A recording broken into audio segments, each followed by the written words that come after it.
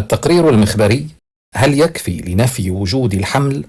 تحية من عند الله عليكم مباركة طيبة.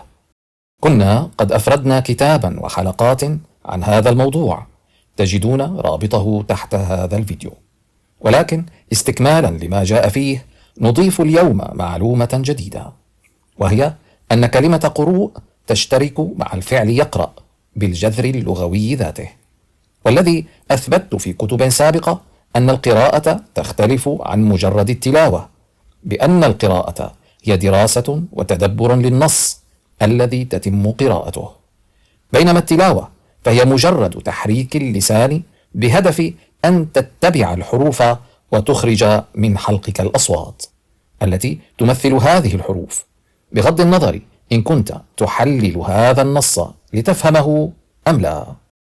ولهذا كان القرآن من القراءة، لأنه كتاب علم يجب تدارسه وليس الاكتفاء بتلاوته.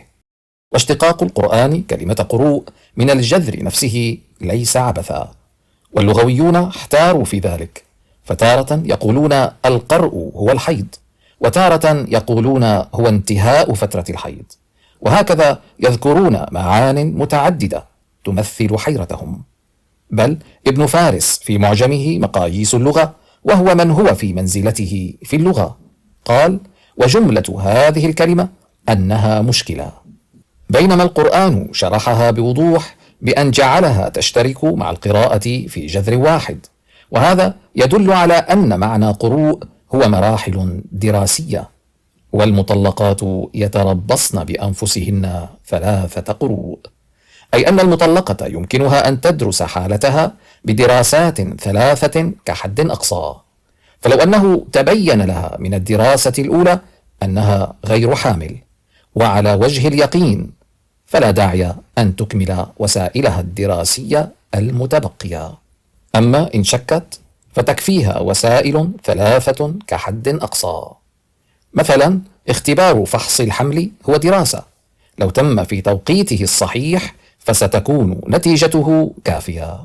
كذلك الحيض في حد ذاته هو وسيلة دراسية، لذلك فمهما كانت المرأة فاقدة للوسائل العلمية التي تثبت الحمل أو تنفيه، فكحد أقصى يمكنها أن تنتظر حيضات 3، والتي تكون هي القروء في حالتها هذه. أما أن تحصر معنى القرء بالحيض فهذا لم يتمكن منه حتى علماء اللغة، فما بالك ولغة القرآن الاصطلاحية تختلف عن معاجم اللغة بمعان لا يمكنك إدراكها إلا بجمع الآيات التي تشترك فيما بينها بجذر لغوي واحد. والحمد لله رب العالمين.